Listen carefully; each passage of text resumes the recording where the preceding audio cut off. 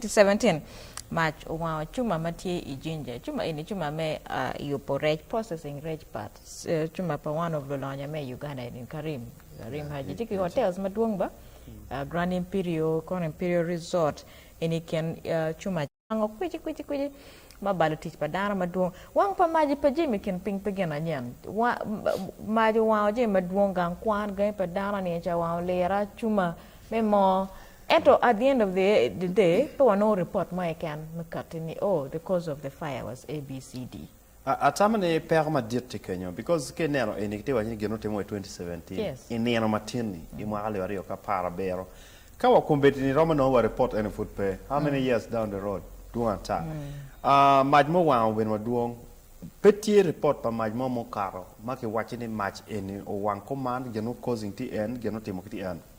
We appoint the same year towards the end of the year in Bene Vitaform.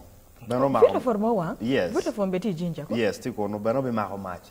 Jimo wang maduong. And Vitaform pa megwa ene magang. Now, inoni ke neno stories pa match mo teme bokumbeti peti gi mo karo. Match mo wang mo karo chane ma raj ma let mo beru tie ne mo wang gang palotia ma wango to. Tier ma tike peka me wang.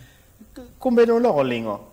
I mean, we are going to investigate. In Aero Kelo Kono forensic, Kono Ganango, Gibino Gicombing, the site, Gitimo Ganango, and Tamero watching nothing like a fire outbreak in Uganda has ever come to a conclusion. Makwajini, much any, or no spark or Akikan, or where Okilugana command, or Kilugana command.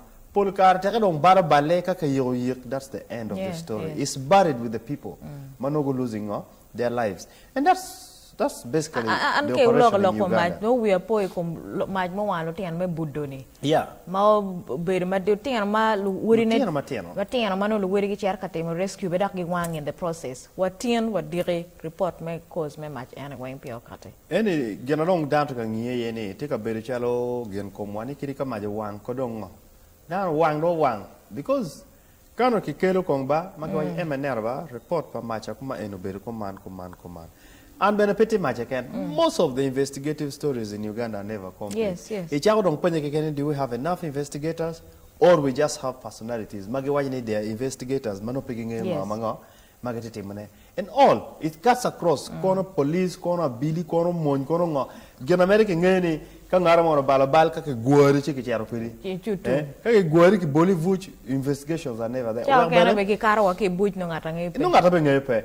We are beneno wa kiri wa jume mwenye ke mako get to any. People who are roughed up in these funny operations. There's nothing that can pin them. We are just there. It's just a hustling procedure. Ngararo konyo pigi mama tiki evidence mada wachi tiba gina command. Kichero ki investigating ka karo kere wachi da gina inote command. Mabene ka kama ki nonye peko tiye bene ki ngo ki apologizing. Kama bene ki nonye peko bene lokti ya da mir ki niri nate. Nobody has that time. People are always in a rush. Anyway, I never jimne pitu mabene.